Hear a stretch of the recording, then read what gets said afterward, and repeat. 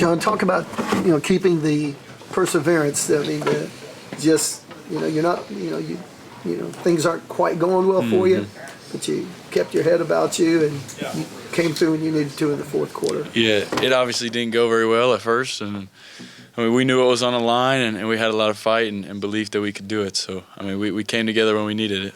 John, Brent said he didn't even think about pulling you or anything like that. And Ben just talked about how much he believes in you. In that moment when you're struggling on the sideline, just what does that belief from those two mean to you when you have to go back out there?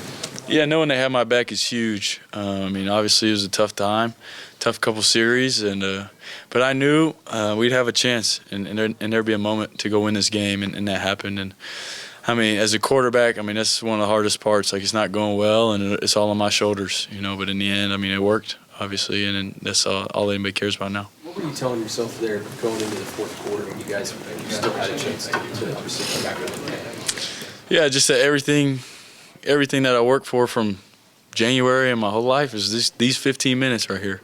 And, I mean, everything I want's in front of me. And it hasn't been good, but, I mean, we're still here. We're still fighting. And thanks to this defense, we're still alive. So I was very grateful for the grace that our defense gives me and this offense. And so I just knew I had to keep fighting. How shocked were you seeing Ksenia so wide open? Yeah, that one was – I appreciated that one. We called a tempo, and he just gave me which means he's wide open. So, I mean, that was a good one. Sooner Magic. Throw to make than we know. Because I didn't take a second pause, no. But if I was sitting there like, oh my gosh, she's wide open, wind in my face, yeah. Was the wind more difficult than any point this season today? I mean, it was definitely blowing more than any point, and it was straight quarter by quarter. I mean, you're with it and then against it and with it, and it's swirling a little bit. I was a little conscious of it, but I don't think it had a huge impact. John, how big was it for Fabecci to fill in for Jake, and how do you think he did today? I think he did great. I mean, he stepped up, and I mean, he knew the protections just like a center would playing guard, and it wasn't that hard for him to do it.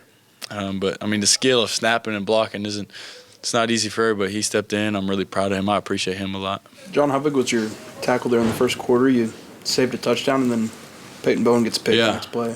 Yeah, I know that, bad stuff happens, but the defense has our back, and they tell me that all the time. I knew as long as he didn't get in the end zone, we were going to have a shot. And I was sprinting. I don't know if I looked fast or not, but it was fast enough. John, you and this team offensively have had your struggles, but this is a team that's very likely going to the college football playoff. You got here earlier this year before the season started. Is this right here now where you envisioned it to be? Yeah, and I mean, it wasn't easy. None of it was easy, and I think that's why I'm so appreciative of it. And nobody thought we were going to win 7 games, and here we are. We just won 10, and did a lot of things not a lot of teams have ever done. And it was a lot of fun, and I appreciate all these guys. But this is what I came here for. John Brett was talking about after the Ole Miss game, he threw up the ESPN playoff simulator to show you guys won a 4-0 November when we were playing. Just what do you recall from that team meeting and how it kind of re-energized you guys after that Ole Miss loss? Yeah, I remember seeing that percentage and just appreciating the opportunity because, I mean, the old college football playoff, we're done. And they make it more exciting, making it 12 teams, and we still have a shot. And so I think that gave everybody faith and belief that it's still possible. We just had to make the decision, which we did, and here we are.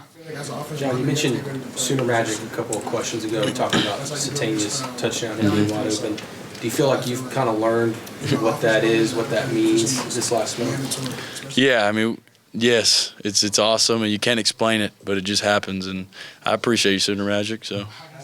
What's it been like this last month, kind of winning these games the way that you guys have? I know the offense hasn't been perfect, but to find these ways, what's that said about this team? I'd say just the type of men that we are. We believe in it's not easy. None of it's been easy going on the road, coming back, like a bunch of top defenses and this and that. But we keep fighting, and we go out of practice every day and we fight. We're competitive and we love each other, and not a whole lot of people have that on a team, and we do. And I'm just glad we can keep fighting. John, how difficult is it to stay level-headed and not get down on yourself after those interceptions? Yeah, I mean, it's not easy, and that's what I struggled with all my childhood.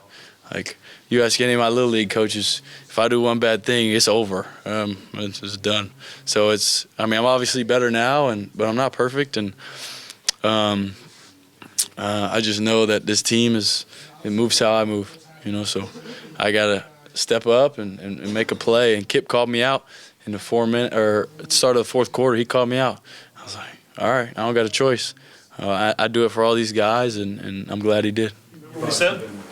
Yeah, I mean, he just said, you got to will us to this victory. Like, he hit me in the chest a couple times. We were all right there about to listen to Many Men. And, I mean, he hit me in the chest, said, you got to do it. And thank you, Kip. When Kip says something, you listen. So.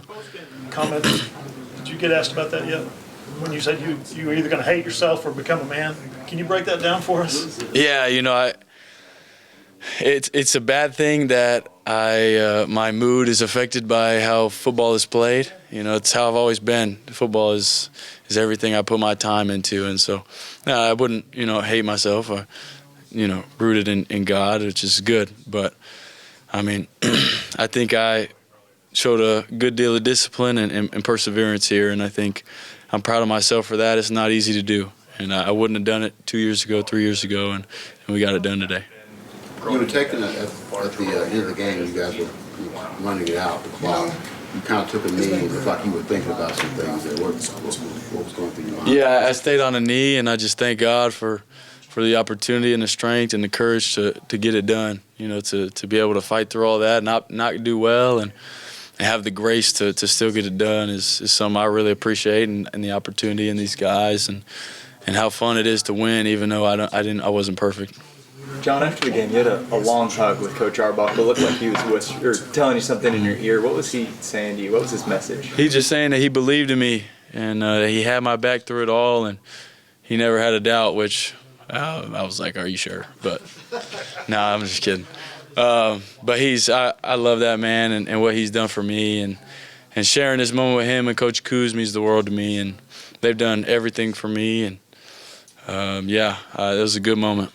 You're the quarterback, the starting quarterback, and you're struggling, throwing those picks or whatever. Do you ever look over your shoulder, worry about this could be my last pass tonight? I'm going to be replaced. No, I got this. Yeah, I mean, I think if you get caught in that, it's only negative, and I think you got to have a little more mental strength to not do it. If I got caught in that, then if it's like, oh, if I don't play well, then this is going to happen, and it's just fear, and you can't play with fear. And so I knew if I had another opportunity, I would do my best to get it done.